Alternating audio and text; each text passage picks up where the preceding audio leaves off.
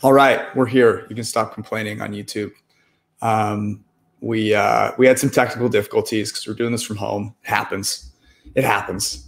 We're going to do some fun stuff today, though. We've got the schedules. We're going to talk about easiest, hardest schedules, some winners and losers, some tough stretches, what that means for things.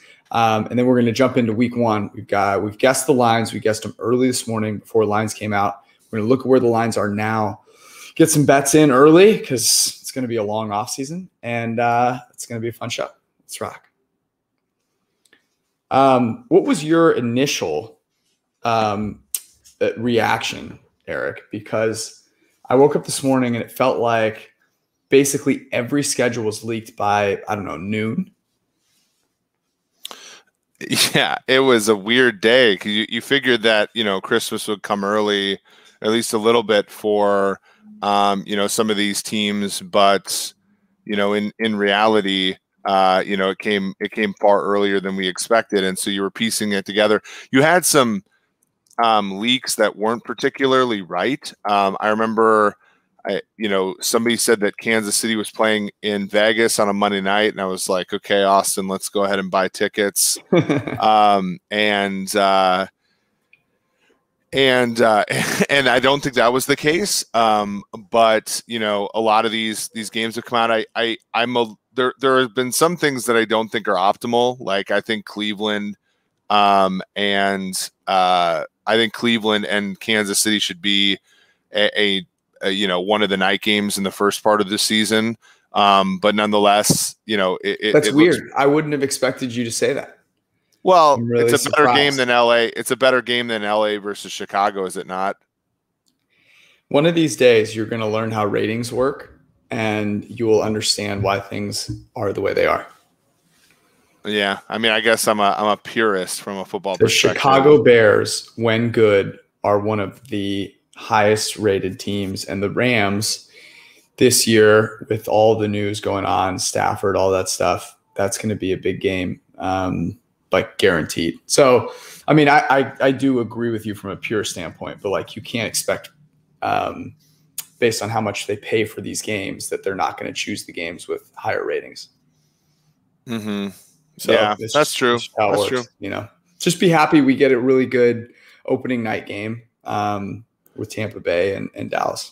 Well, what was the reason they don't have two Monday night games on the first week? That seems strange. I think because the late one was so late on the East Coast that it just wasn't doing that well. I see. That would be my guess. I don't know that for sure, but like it's so late, man.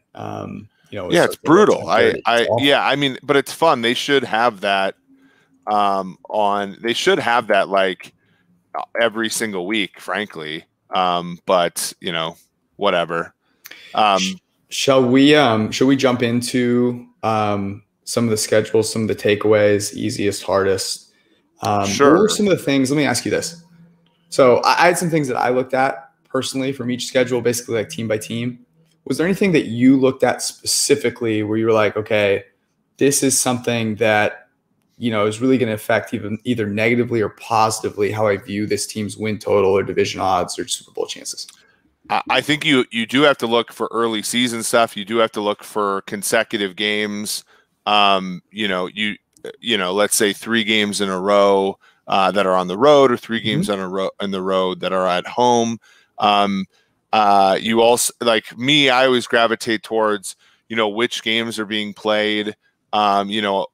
On the non-Sundays, like in case we could go, like for example, like this sounds weird, but like Bills Titans is like Monday in Nashville. Like it's literally a game we could go to. And that'd be week 6. That looks like, that's 2 division winners from a season ago.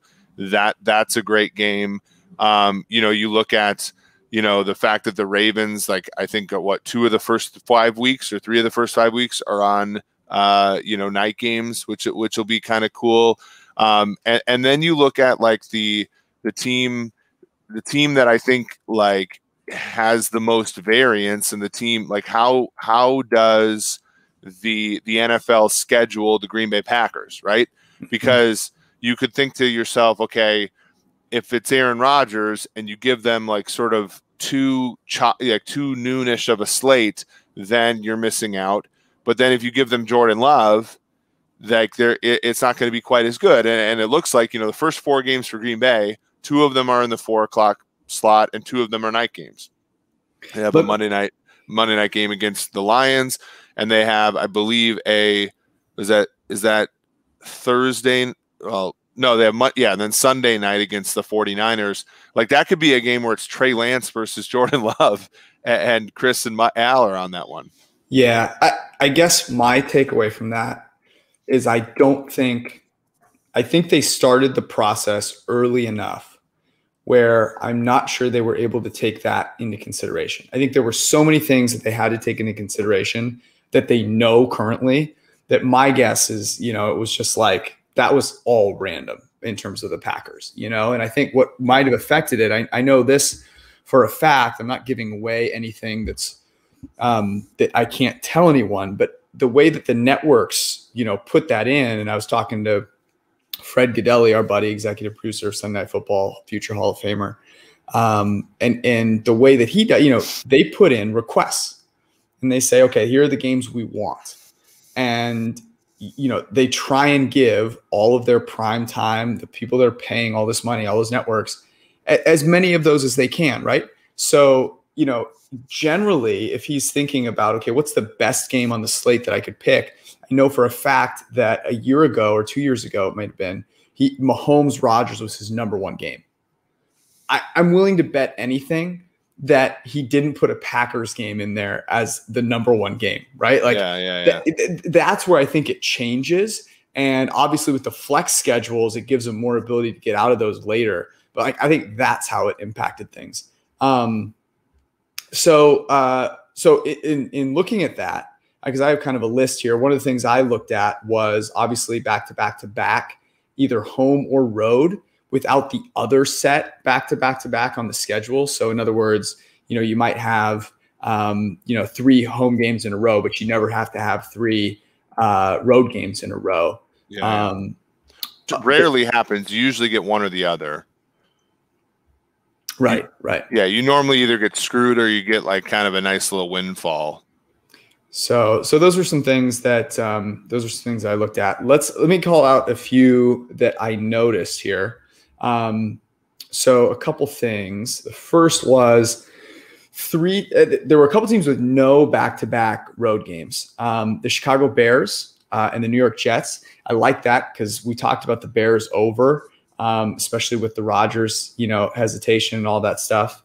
So that was one. And then the Jets also have no back-to-back road games, which, make of that what you will. They're the Jets. But I think, if you're bullish on the Jets, that helps you. Another takeaway that I had, 3 straight road games. The our Bengals had 3 straight road games, and the Dallas Cowboys also have 3 straight road games. Cowboys featured prominently on sorry, say that again. Yeah. Do you think that that's because in Dallas's case, they're good and they're a good market, but they're not like the Quintus, like the first night they're at Tampa. Tampa is really the star, but you don't want to go Tampa versus, Carolina in a game like that, right? You want to go Tampa versus Dallas, but Dallas isn't a prominent enough team to have, they're not a prominent enough team to be the team that's featured. So then you end up with what they ended up with, unfortunately for them. Yeah. No, I think that's a good takeaway. The other couple things that I noticed, and we can jump into the strength of schedules here, but Indianapolis has a brutal first 5. They play at home against Seattle and the Rams, and then on the road for Tennessee, Miami, and Baltimore. So if Carson Wentz doesn't get into it quickly, they could be 0-5, 1-4 pretty easily. And Carson Wentz is impervious to struggles, right? So, yeah. I thought that was interesting. And then Kansas City, I thought, got a really nice schedule. They have 3 straight home games. I didn't think their first 4, even though you were a little worried about them, were particularly hard. They have 3 straight home games straddling a bye. Yeah. So I mean, that's crazy. That to me is way, and it's late in the season too. So like they get their bye later in the season after 1 home game, and then they come out of it with 2 home games. Like that to me seems like way too much of an advantage for a team. I mean, obviously they're not going to go in and say, "Oh, Kansas City's really strong, so we're not going to give them any advantages." But it does seem to me to be like a little heavy-handed, right?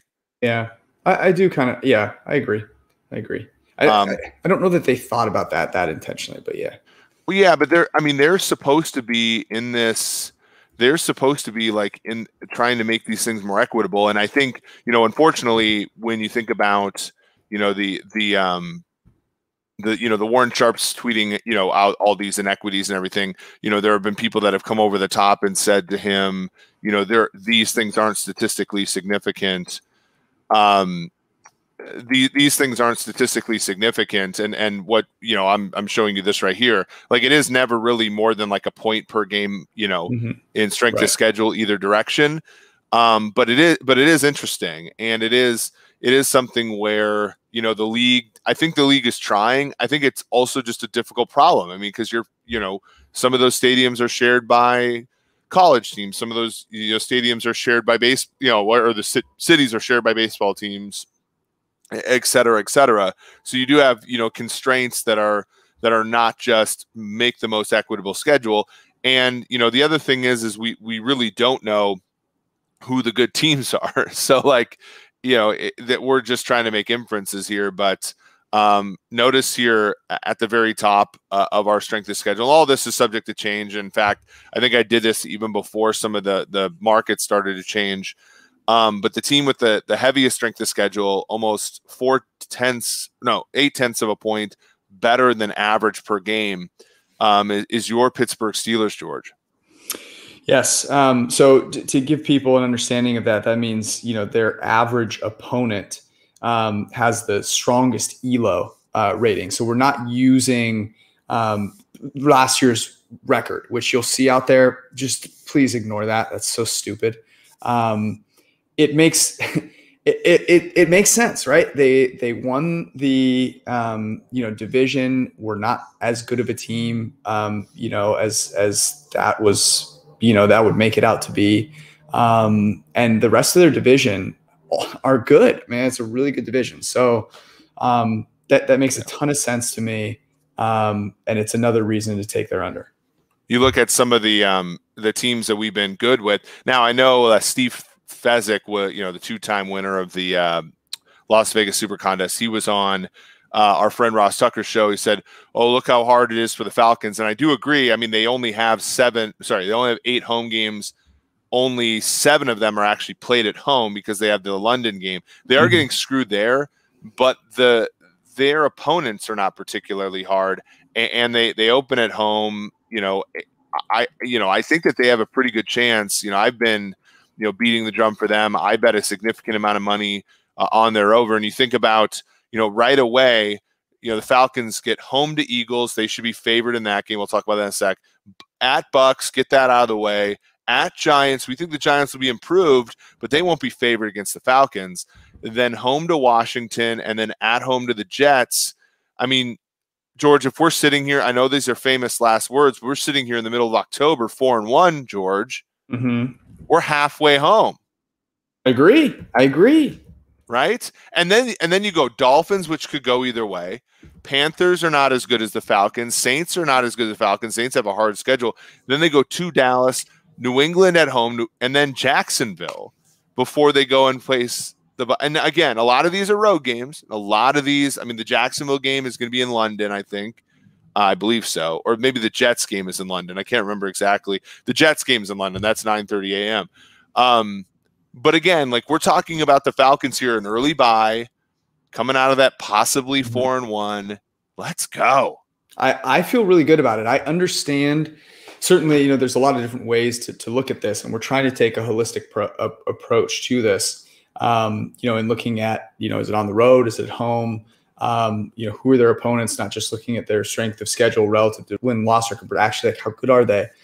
I also think the Falcons are really interesting in that their offense to me was really good last year, but has a chance to be dramatically better this year with a real offensive-minded head coach and adding maybe the best offensive player in terms of helping your team right now in Kyle Pitts. So I'm a fan of that. 5 hardest schedules here: Pittsburgh, Detroit, New Orleans, Washington, Cincinnati. I mentioned Cincinnati has 3 straight road games. Are any of these noteworthy to you?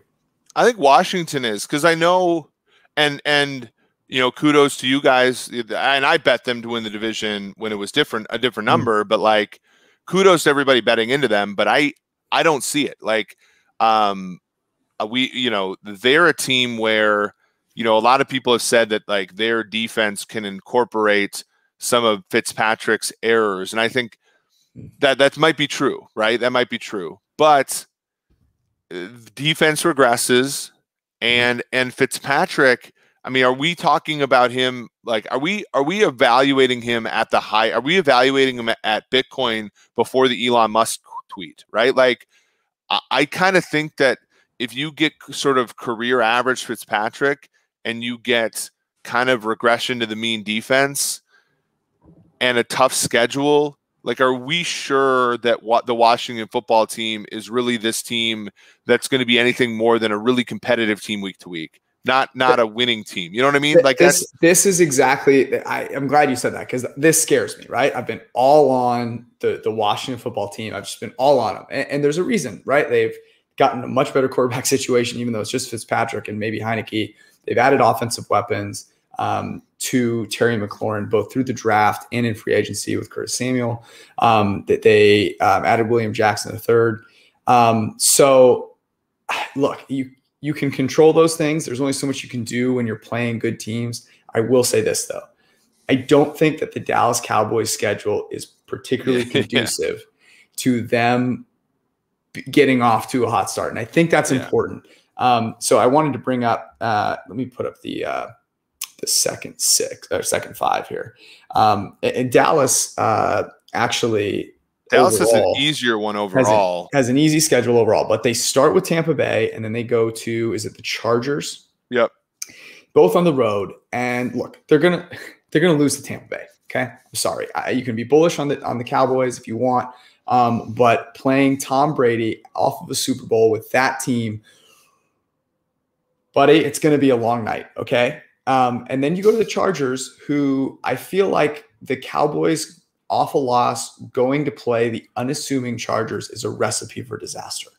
They go 0-2, and that's all anyone is talking about. I'm telling you, like, get up in the morning, like, doesn't even know there are 31 other teams in the league. It's like Mike Greenberg comes on and he goes, the first hour, what's wrong with the Cowboys offense? The second hour, what's wrong with their defense? But they don't play another team, George. They don't play another team that scares me at all. Literally the next 15 games. That's true. So they go Eagles at home, Panthers at home, Giants at home. So they go 0-2. Let's say they go 0-2. They got 3 straight at home right after that against 3 teams that they're all going to be favored against. Then they go to the Pats. That might be Mac Jones, baby, at that time. Then they go to Minnesota, a place that Andy Dalton stepped into last year and beat the Vikings. And then they go home to Broncos. It's a nice break to get the Broncos at home.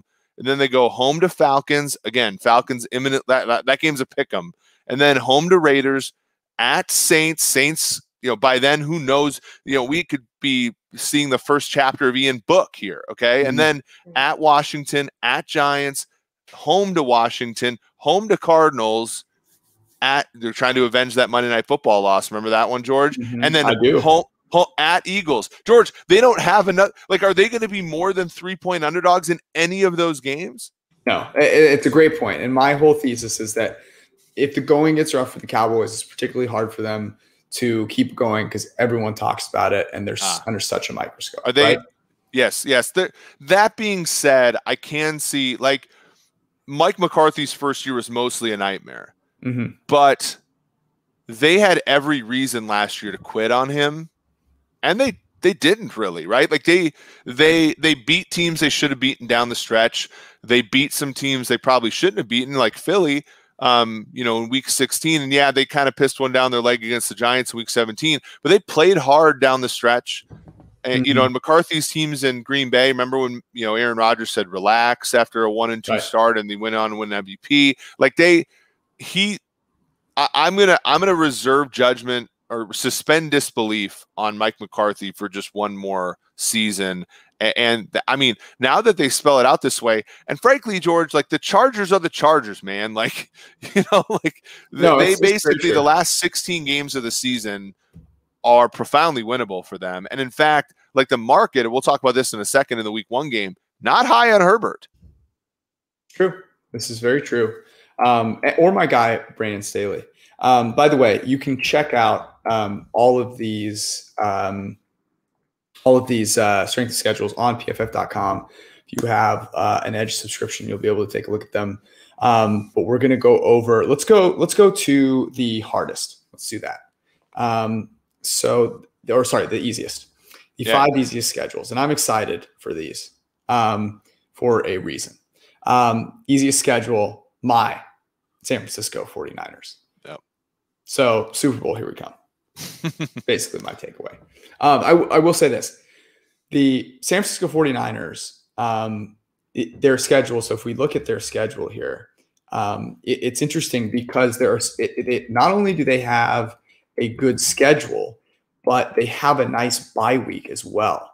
And to me, that's super important for a very particular reason, which is, of course, the Trey Lance situation. So they start off with 2 road games, but both winnable. They'll be big favorites in Detroit. Then they play Philly. Philly stinks. So they go 2-0. Then they play both 1 o'clock games, both 1 o'clock. So the tricky thing is they're road games and they're 10 a.m. Pacific, but they're against yes, but they're not. They're not full is that they're against shitty teams, right? You'd rather waste those. They're also okay. So the first one is week 1. They'll be able to get there and acclimate time wise, and then they're going to stay out there. Right. They've done that before. That was something that was not available to a lot of COVID. I mean, they have this is a great break, and I'm going to, these are tickets for you for your birthday, by the way, George. They have 5 1 o'clock Eastern games on the road. At Detroit, Detroit's terrible. At Eagles, Eagles are terrible. At Bears, that's going to be the Trey Lance versus Justin Fields Bowl. Yep. But let's assume the Bears are still lined as a under 500 team. At Jags, going to be pretty winnable. And then at our Cincinnati Bengals, George, right before Christmas, we'll make for a nice little gift for you there. And so, Jimmy G's going to have the week off, so he's going to come join us on the forecast. That's right. Yeah. So that's really good for them. And I think it finishes off kind of, you get the Houston Texans right after New Year's. That'll be a nice little one. And then you have what could shape out to be a pretty important football game, second weekend of January at LA, a place where the Niners have kind of pulled the Rams' pants down the last few years. Yeah, I'm bullish, man. I'd be, right now, if I had to decide, between them and the Rams, I'm leaning hard to the Niners. I just think they're such a better roster. Rams are about a middle of the pack schedule. Niners and this is why, and I make fun of these situations all the time. But it's why you lose games at the end of the year, right? It's why when the league says, hey, do you want to play in Arizona and have no home field advantage? The Niners are like, hell yeah, we will. Let's lose these 3 games and fucking get the 12th pick and end up with a great schedule. The other good schedule, of course, is that Jacksonville Jaguars, a team that we kind of like the over for, a team that we kind of like the divisional odds for. Yeah. Especially now with Tim Tebow. You can't underestimate what a guy who can't throw a football, can't catch a football, but in the locker room, which is, as we know, where the game is won, there's no one better. The power of Jesus, I think, will transcend any deficiencies they have defensively for sure. Could he play in a pinch like 3-4 D end? Stop it. I think all things are possible. Let me tell you the height of television today. So yes, I have ESPN on, and I'm just laughing at them the whole time because all of the lineups are getting broken, and they can't talk about them. So all they're doing is talking about Tim Tebow. They brought on, I shit you not, they brought on a Sunday night baseball commentator, Jessica Mendoza, bless her heart, came on Get Up. And Mike Greenberg asked her about Tim Tebow. You know why? Because he played fucking minor league baseball for the Mets. I mean, it was banana land. It was absolute banana land. I don't know if Urban Meyer is of the mind that having a chaplain who also takes up a spot on the roster is like somehow good for things. Like it's paying one salary. Well, do you think he's overcompensating? Remember when they hired that like racist like strength coach? Maybe. And then like, you know, maybe, but I feel like Tebow doesn't necessarily, I mean, I don't know if he cancels that out culturally. Yes, I don't know either. We don't know. Yeah, I don't think he's not orthogonal to that strength coach, right? Exactly. I've also I don't think he might not share the worldview he has, but he's not here's another one that's smug. He really wants to move to Jacksonville because he's secretly smuggling cocaine into Florida. Here's one that's interesting. Cleveland, you know, a below average difficulty schedule, same as the Jets. What about our Broncos? The Broncos have the third easiest schedule, Eric, and this is really good news. We bet a lot of money on their over win total. I love their chances at the division as a long shot. They might get Rodgers. I don't know if Rodgers is watching now. I'm sure he will at some point. The easy schedule's got to be enticing. Green Bay has kind of a hard one. You look at the first 6 games: at Giants, winnable; at Jaguars, winnable; home to Jets, winnable. You know, what they don't get, though, is that edge that we've always read about with they don't get that till week 3 at home in Denver. But then, you know, home to Ravens will be hard. At Steelers will be relatively easy, let's be quite honest. And then at home to Raiders, you're looking at a possibility of 4-2, 5-1 there. You know, they probably will be favored in they might not be favored against the Giants on the road. We'll have to look at and see what that number ends up being. But that's not so bad. And then, you know, you have a speed bump in the Browns there on the road, but then you have Washington's winnable. At Dallas is winnable. Eagles at home is winnable. You don't even get Kansas City until December. And I believe you get them twice there. But by then you might have confidence. You might actually, you know, start feeling your oats. You know, Teddy Bridgewater might be the next coming by then, or Aaron Rodgers is the, you know, MVP of the league by then. Who knows? You know, I mean, if they get off to a fast start, like let's say they do start 5-1 with Rodgers. Let's say the Ravens trip him up. I mean, he's the favorite for MVP at that point, is he not? Yeah, absolutely, 100%, 100%. Indy, after that stretch I mentioned, has a really easy schedule. Now it'll be interesting if there's one person that you feel like could get them back on the tracks. It would be Frank Reich. If they can somehow go that first 5, go 2-3, maybe 3-2, like they're in really good shape. But it'd be interesting to see what happens if like Carson Wentz starts to, you know, fall apart a little bit. And then the Philadelphia Eagles, who, you know, I'm sure they'll manage to overcome the easy schedule that they have. Let me ask you this real quick, because I want to get to week 1. But I looked at the Kansas City Chiefs schedule, Eric.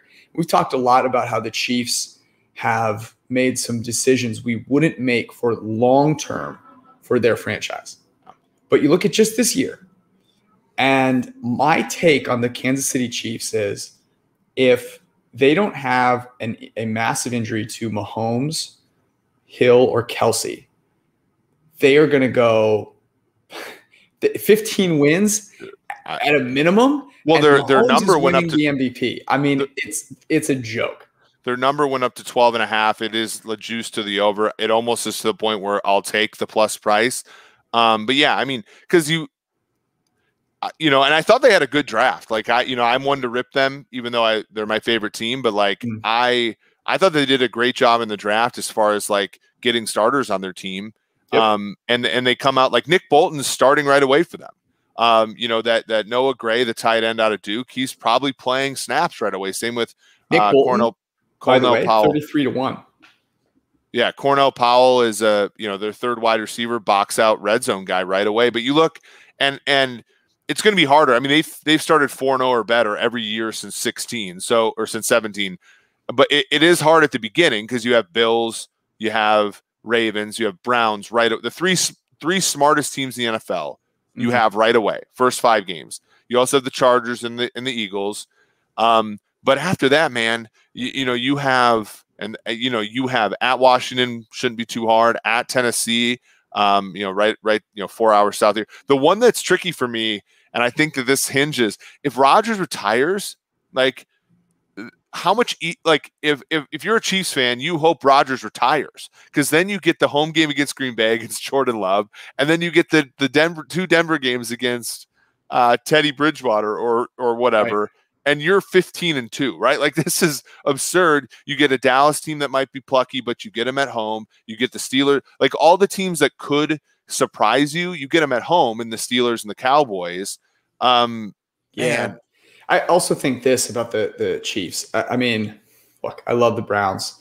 We'll talk about what that line is going to be in week 1. They have owned the Ravens. I mean, they have owned the Ravens defense. So I actually think the Chargers is a sneaky hard game there, because they're coming off of a Sunday night game, Baltimore, Kansas City, Sunday night, week 2. That'll be great. They've had 2 hard fought games. They then play the Chargers. The Chargers have played the Chiefs extremely tough for basically 3 years. They had that week 2 one that we won the teaser on. You don't count week, but then they actually beat them in Arrowhead on that Thursday night. Even the year they won the Super Bowl, it was 2 games that were down to the wire. Like, they're a tough matchup for the Chiefs, because that cover 3 defense is hard for the Chiefs to handle.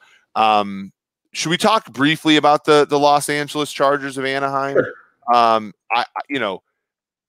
I've been saying this, trying to be funny on all these radio shows.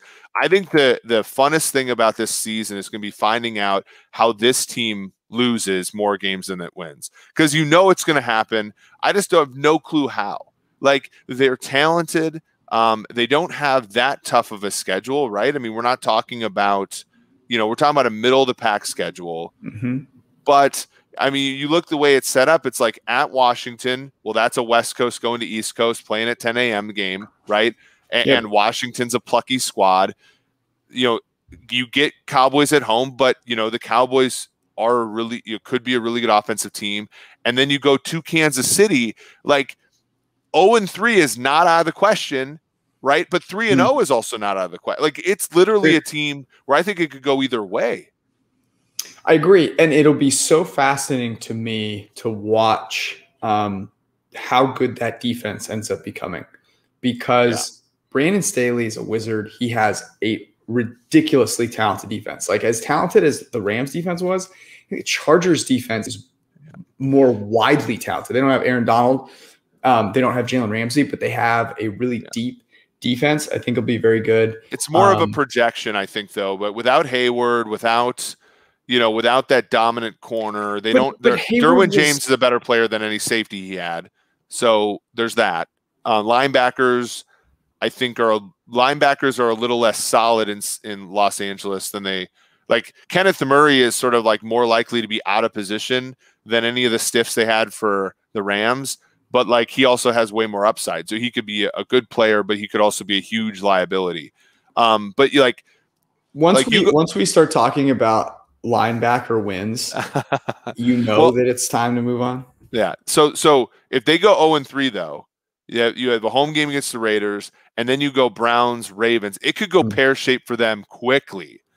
But if they get some wins at those first 3 games, then they get past the Browns and Ravens. Then you're looking at games against Broncos, Chargers, Steelers, Vikings, bad teams. So it'll be interesting.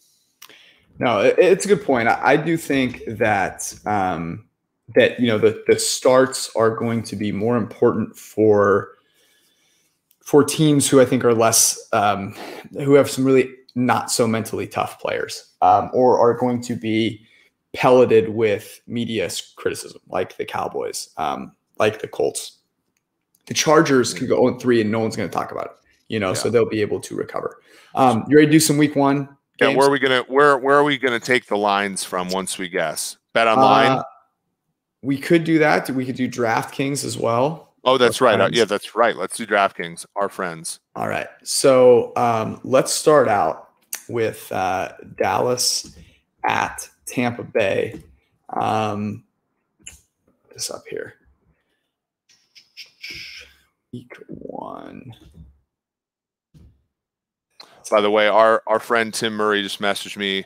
Trey Sermon 100-1 at the Westgate to win Offensive Rookie of the Year. I feel like I have to wire him some money right now.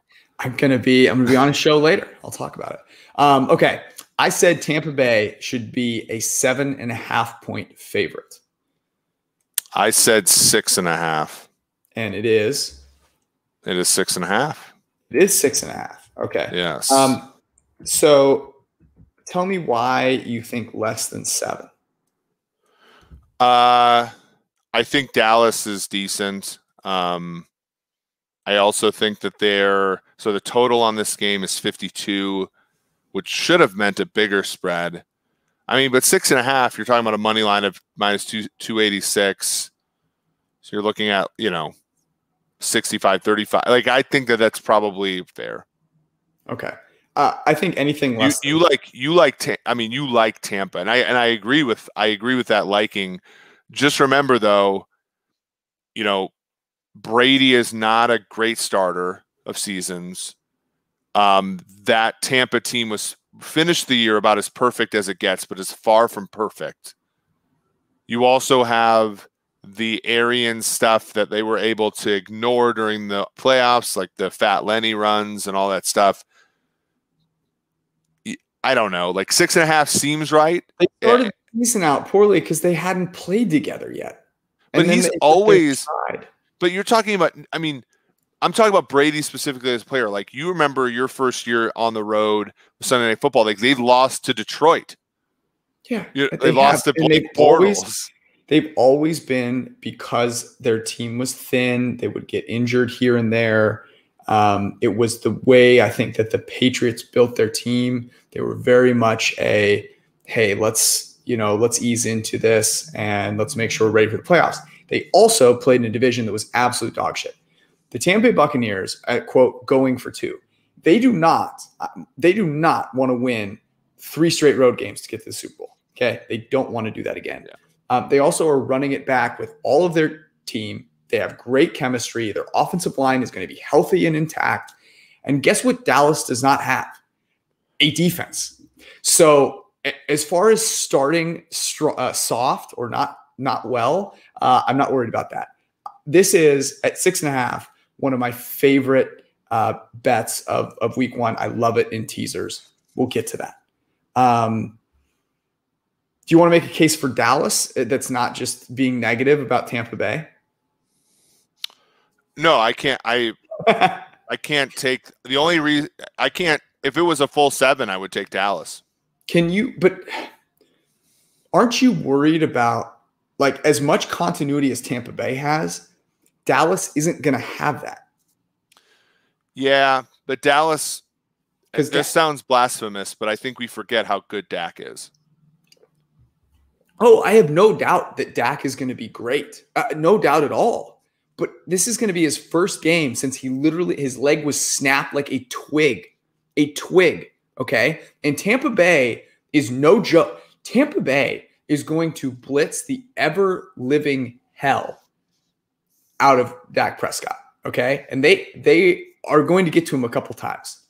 And that being the first game after he snapped his leg in half, like, man, I'm all in on the Bucs. I'm all in on the Bucs. Okay. And in general, are you going to write this up with me? I mean, I'll go in with you. I'll go in with you. I got you. Teaser season. The teaser season. Well, the teaser, the teaser's fine. You tease through the 6 and the 3. And let me say this. This 4. Is in light of my general belief, and I'm curious. I think you share this belief, but that dogs week 1 are exciting.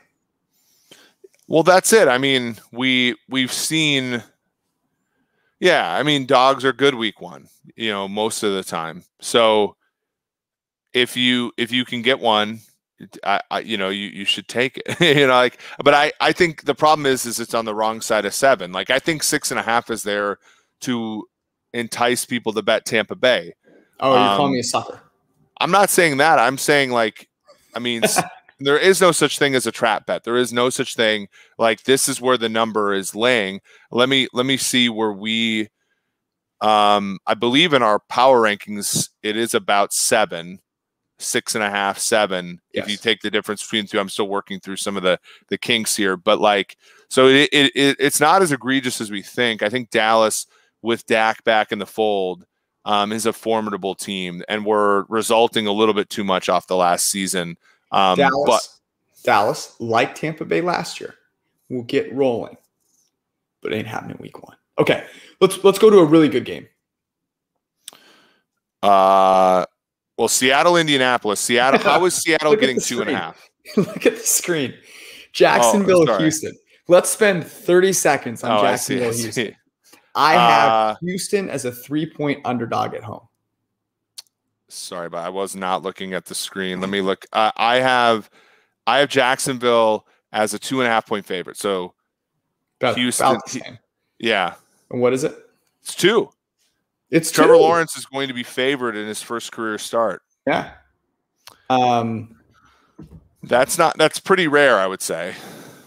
Yeah, that's just how bad the Houston Texans are. Mahomes wasn't even favored in his first career start. He wasn't favored in his first 3 career starts. He played with backup people. Do you have anything on this game? I do not. No. Yep. Don't even tease Houston. You're a savage if you tease Houston up to 8. Okay, let's talk about a game that is actually good. I'm not going to lie to you guys again. I wouldn't do that. Okay, and let's go Pittsburgh, Buffalo. What did you have this at?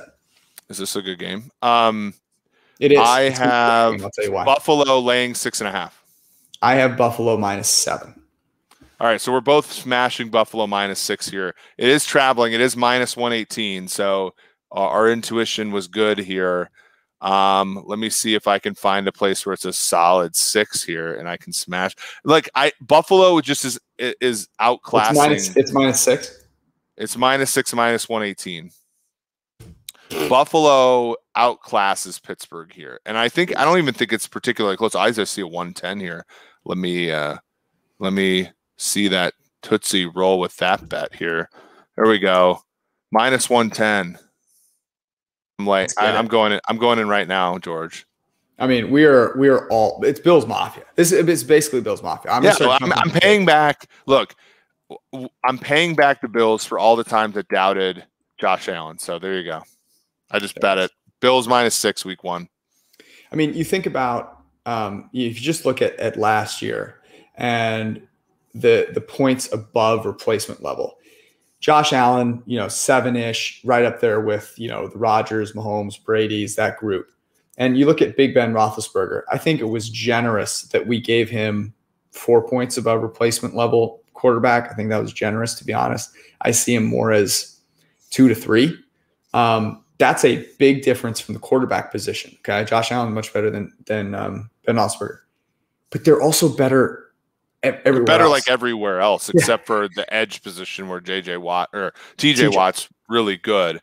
But nonetheless, yeah, I like that a lot. I don't think there's much more to be said there. What's the next one? The next one are the New York Football Jets visiting the Carolina Panthers. The Sam Darnold Bowl is happening week 1, which I think is fair. Let's get it out of the way. I don't want to talk about this later on in the season. Ooh. I have Carolina as a 3.5-point favorite. We both have that. The Jets are getting 4.5. I am going ahead and I like Zach Wilson. I think his mom's Instagram aside, all the rants and raves and all that kind of stuff. You saw the Disney World rant, right? Yeah, I did. Not good, not a great look. No. However, I think he's a hell of a quarterback, and I think the world of Robert Salah. I'm going to take the 4.5 here. I do like that. I like that. Carolina, dude. Carolina is not like is Teddy Bridgewater is like one of like the best human beings in the NFL, and he's out here dragging the art smock across the street today. Let me say this: it would not to say that you're confident Sam Darnold is the better quarterback in this game. Buddy, I think you might need to go watch some film. Okay. Sam Darnold has been a bottom 5 graded quarterback every year in the league. And I get that it was with Adam Gase. I understand that. But Zach Wilson is coming in with a LaFleur running Shanahan's offense and Robert Saleh. And I don't know. I like it. Yeah, I have to go all the way to find the best number. I think I had to go all the way to a friend we used to know here for this number. Well, there you go. Yeah. Okay. Let's go to Arizona at Tennessee. I had this. Actually, it's your turn. What do you? Okay. I had Tennessee laying 6.5. I'm not. I need to see something from my guy Cliff here. Whoa. I have. So you had Tennessee minus 6.5. Yeah. Holy buckets. I had Tennessee minus 2.5. And you're right. Thank you. So that means, am I going in on? I've been dragging Tennessee all off season, and all of a sudden on opening day, 6.5 without Arthur Smith, Corey Davis. Yes, but Jonnu Smith even. But like, is Cliff Kingsbury a false positive? Like, is he good?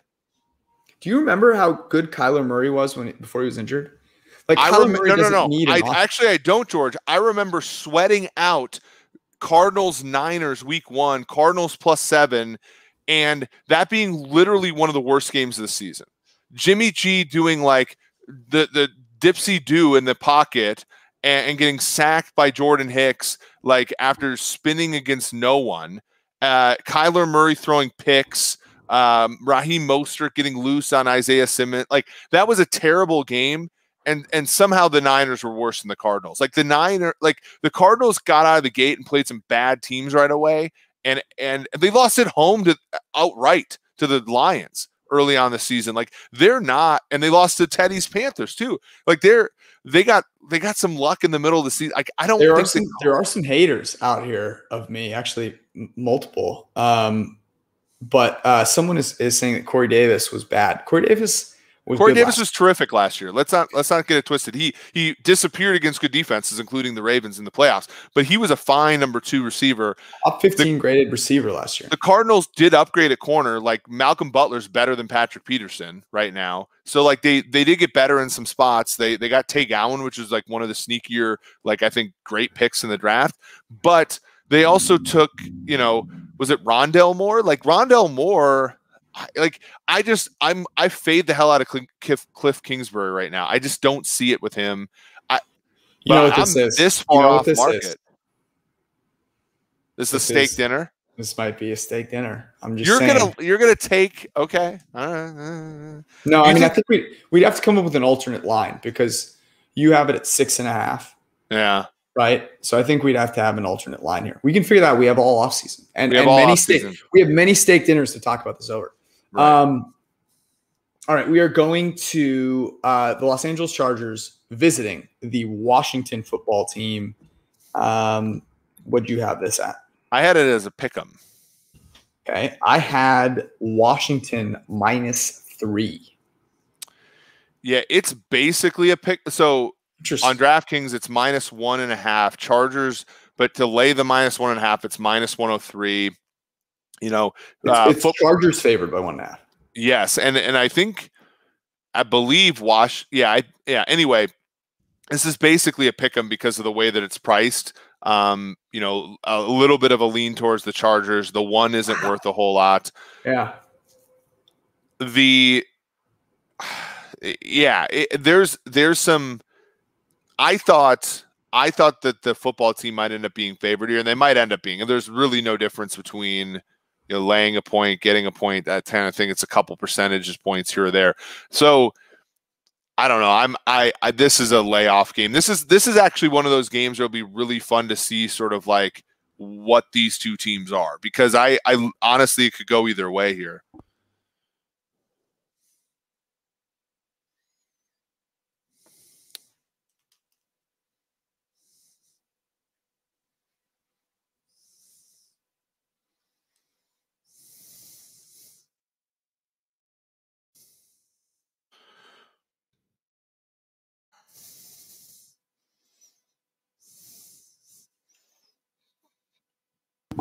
I'm on mute. I don't know how I was on mute, but you didn't want to screw up my rant, so you were selfless. I'm going to paint this in a positive light for you. No. Let me get you on the board with this teaser.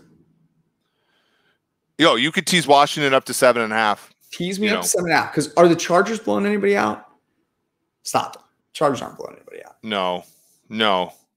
Going to be a low scoring game. What's the total on this game? It does. Let me look here. 44.5 seems low, man. But the Chargers are a classic drive the length of field and punt and kick field goals team, right? Like we've gotten burned on a lot of Chargers overs. Let's just say that the Los Angeles Chargers are 22nd in ELO. The Washington football team are 21 in ELO. They're at home.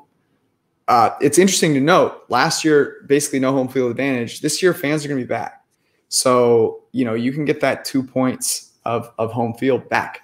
And I think there's reason for people in Washington who have been, not so excited about their team to be a little more excited. Yep. I'm getting ruined for being muted once again, but it's okay. Teasers are back.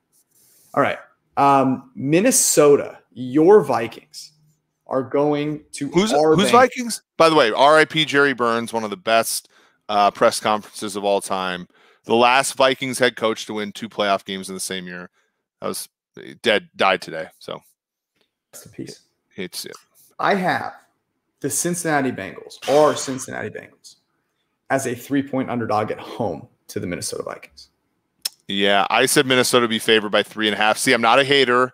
You're not a hater. And it is 3.5. Although to get the 3.5 with the Bengals, it's -124. So I'll call this a tie between us because 3.5 minus 124 and 3, 6 of one, half dozen of the other. Mm-hmm. Yeah. I'm enticed by the little hook there. I am. Last year we took the Bengals in a teaser week 1. They almost won the game outright. Randy Bullock's fat ass missed a field goal at the end to try to tie the game against Tyrod. You're not in a position to call anyone a fat ass right now. Oh, come on. Ass. You're just trying to come back now because you were muted for all those. I'm trying to dig myself out of a hole. You're trying to paint me in a bad light here. I'm getting shredded in the comments. Okay, so I had to do something. Look, here's what I'll say. If I knew this is similar to the Dak thing, I need to see Joe Burrow out there playing with this team before I'm willing to bet them. Now, I'm not scared of the Vikings in any way, shape, or form. But I just want to make sure. I wouldn't bet it now because you just never know. And if you don't get Joe Burrow out there, this game's fucking over. So, if Joe Burrow's not out there, this is Cincinnati plus 7.5. Yeah, Vikings long history of losing to terrible backups, though. I'll just say that. True. Let's go San Francisco at Detroit. I had Detroit plus 5.5. I had it plus 4.5. I was restoring the roar a little bit. Oh. It is 7.5. Whoa. Are we on Detroit week 1? Oh my God. The Motor City Kitties? Oh no. Let's go. No. Our guy KO. We can root for our guy KO and John. What are you doing? Jimmy G on the road? Come on. Yeah, that's probably exact. Do you remember the display Jimmy G put on last year in week 1? It's illegal in Alabama. It was not pretty. I hate to say this, but this is a hold your nose.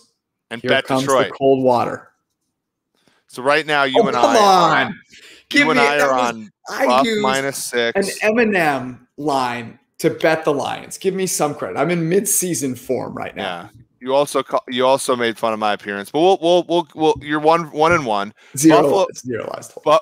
Buffalo -6, Detroit plus 7.5 are the 2 ones so far. I'm not Tampa Bay Buccaneers. I'm going to get you on board. I'll do it for Timo. All right. All right. One more. Anything to be illegal in Alabama, by the way. Yeah, that's true. We are now brushing your teeth is illegal in Alabama. I heard. So real quick on the Lions, though, they go get. I thought they had a really solid draft, right? They wait there. They get Penei Sewell. You've got, Jared Goff. Oh man, you still have Jared Goff, man. I don't think know. I know Jared Goff is not good. He's not great. He's not that bad. Like, he might be he's the better quarterback in this game, getting 7.5 points. That's all I have to say. And Dan Campbell, if this game is close, is going to lose it. I have no doubt. But I'm just saying, Jared Goff, better quarterback, getting points at home. Philadelphia, Atlanta. Remember when this was the opening Sunday night game and how terrible it is? And now, just a few years later, it's still terrible, but it's not, thankfully, on Sunday night. That's right where we got him right where we want him now. Right. Okay, our Falcons. I'm already telling you I'm going to bet the Falcons right now. I guess somehow, some way. I have the Falcons as a 4.5-point favorite. Good God. I have them as 3.5-point favorites, and they are 3.5-point favorites. And there is no way I'm letting the Falcons win a game that I'm upset about. I can't do it.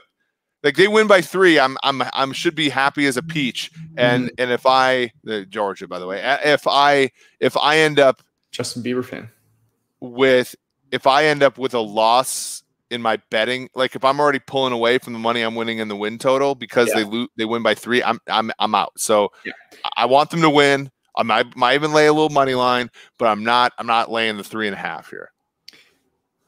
I have a feeling that the Falcons are going to win by 20.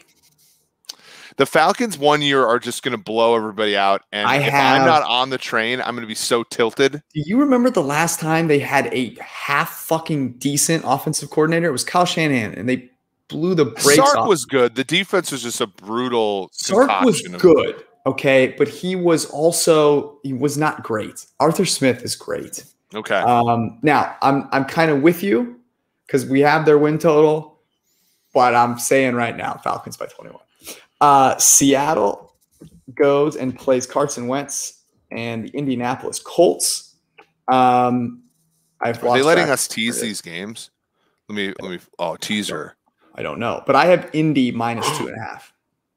They are. It is Indy minus 2.5. I had one of the easier ones to pick. I had 2.5. Yeah, this is a tease. I'm teasing the hell out of this game.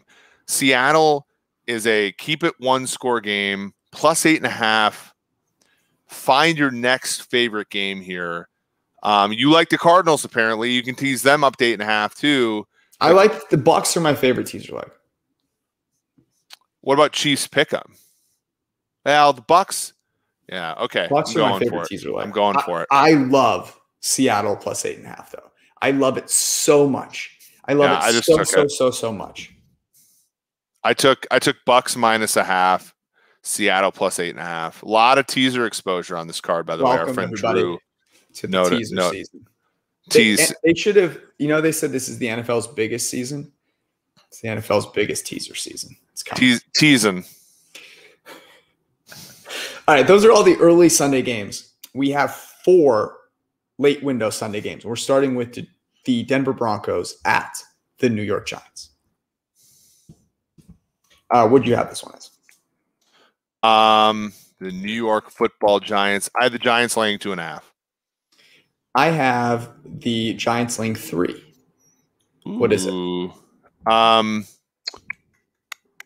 The Broncos are laying a 1.5. Is this Rodgers? I said no Rodgers specifically on my notes. Look, if it's Rodgers, they're at least a 3-point favorite. At least. Yeah. This is another one where it's tempting because the favorites are wrong, but it matters so little in terms of the points. Yeah, because from 2.5 to 1.5, you're not accumulating that much in the way of actual percentage. So, but this is another one where I'll say this: Teddy Bridgewater or Drew Lock, where the fuck it is between those two that's starting, ain't blowing out anybody. Yeah, the total on this game is actually still on the board, 42.5. Oh my God. Which it's not on the board for Green Bay because of the uncertainty of QB. Yeah. But if you apply that same uncertainty to Denver, New York, I mean, I guess both teams have good defenses. That's one thing. But the issue is if Drew Lock starts this game and Daniel Jones start this game, you're talking about a fumble-aya. And that is conducive to the over, right? Like this, a fumble city. If Bridgewater starts for Denver, yeah, this game's 14-10. But like, you know, that's kind of the variance you have to incur here. Yes. Fumbleia, by the way. Fumbleia is very good. Fumbleia season. I like this again in a little Giants plus 7.5 T's because defensive battle. I know you're subject to the fumble variance, but the Giants' weapons have improved a lot. You know, you bring in Kenny Golladay. They already had Slayton, Shepard. Like, you get Saquon back. You can throw him the ball a few times. And then you get Kadarius Toney in there. They were a solid defense. Joe Judge is going to give some super passionate speech.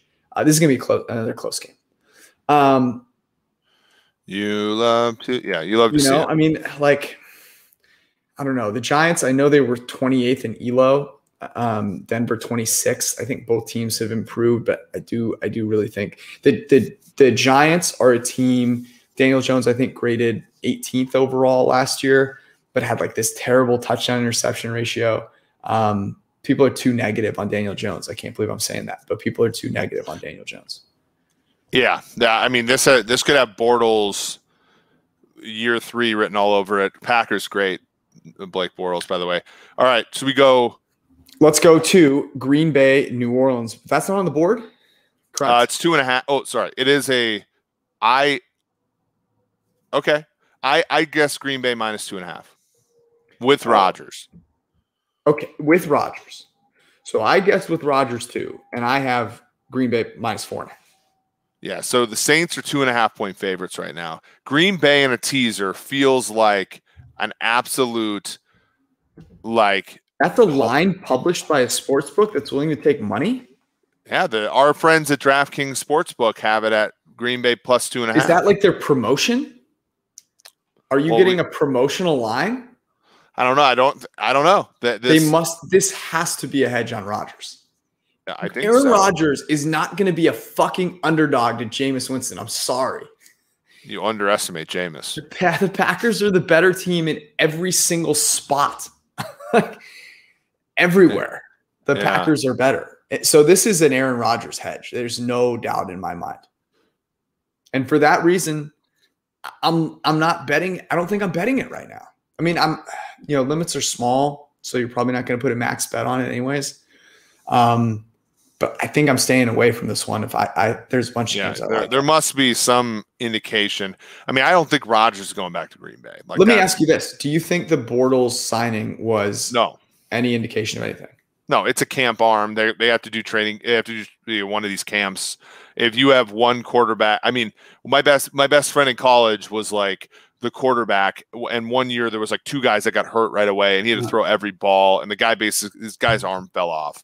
Like, you need more than just the one dude there, right? So I think it's almost entirely just to, like, have somebody to throw to the backup receivers. Now, in fairness, Jordan Love has not had a lot of usage on his arm, so true. You never know. Let's move to Cleveland, Kansas City.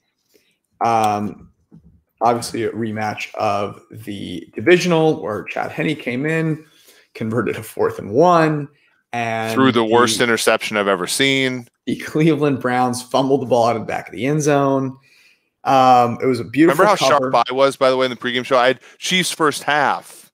Yes. Which covered. Chiefs full game did not. Did not. Browns did. Browns did cover. I said that. Go ahead.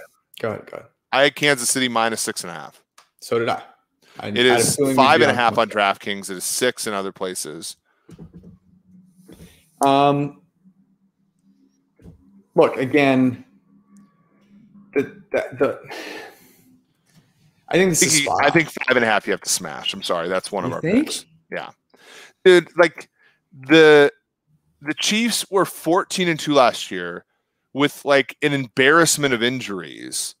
And Mahomes, like, I don't even think played that well for him, right? Mm-hmm. Like, I mean, you're talking about a guy now. I think he's going to blowtorch the first.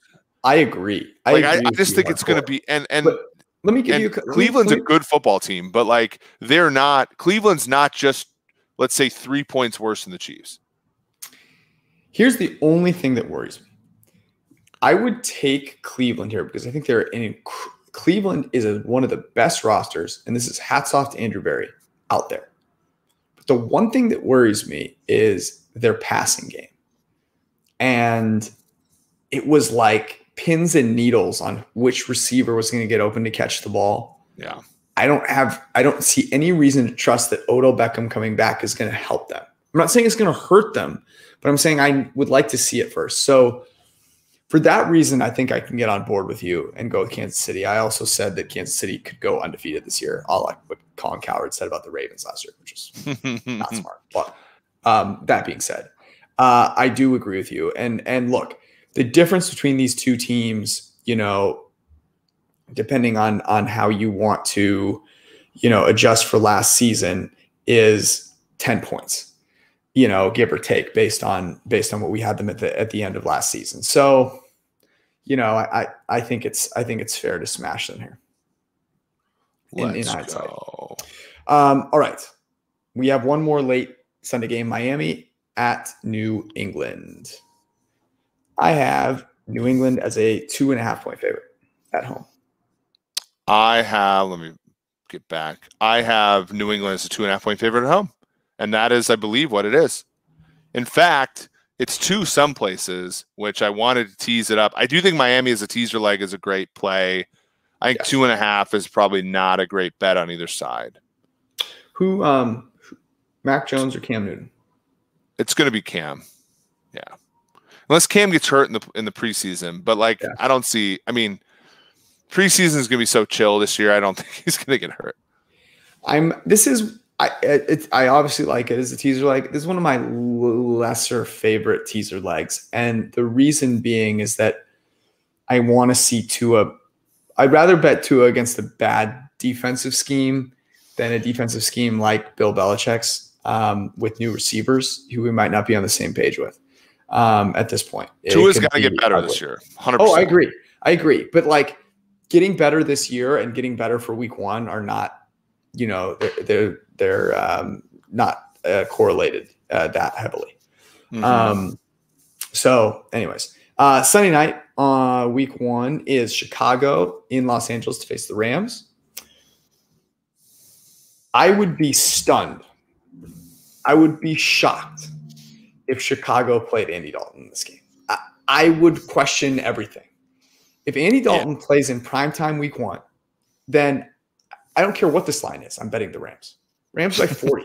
Okay, there isn't a number big enough for me to bet on Andy Dalton against Aaron Donald and the Rams. Like there just isn't. Yeah. I think Chicago should be 6.5 point underdogs. I said 5.5. It's 7. I think they're betting that Dalton's playing. Man, that has to be it. That has to be it. This line with Fields cannot be 7. Yeah, and the total is 45, which I think is a Dalton total. If I will tell you this right now, I'm going back to the Sunday night well.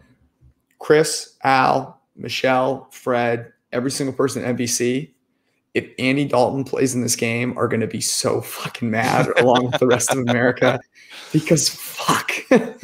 Who the hell wants Andy Dalton's own parents and family don't want to see Andy Dalton start this game. At this point, like his wife would rather not see him Andy play Dalton's boxing coach doesn't even want to see Andy Dalton start this game.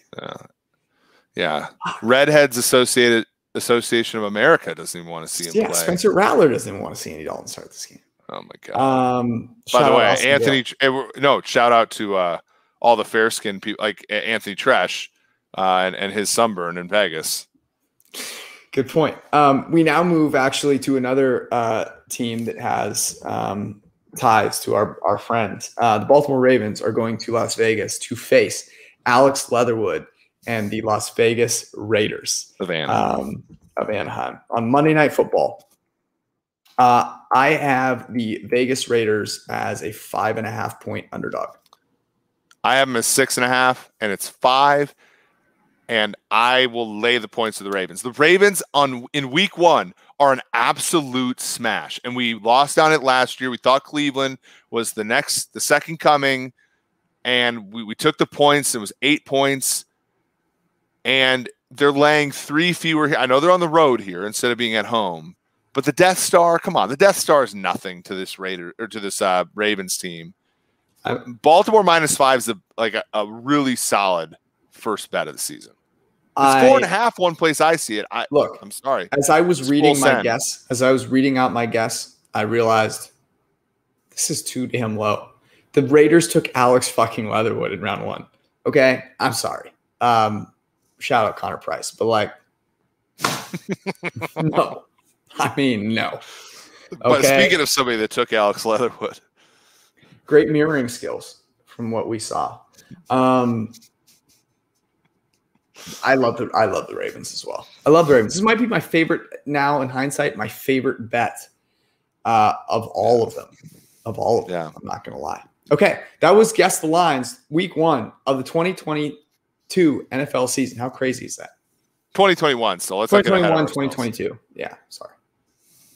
Let's not get ahead of ourselves. I got ahead of myself. I got excited. But that is exciting. We will write up some of our favorite picks. You'll be able to read them tomorrow on pff.com. We appreciate all of you guys for hanging out. Hope you're enjoying the beginning of your summer. We'll see you guys on Wednesday. Peace.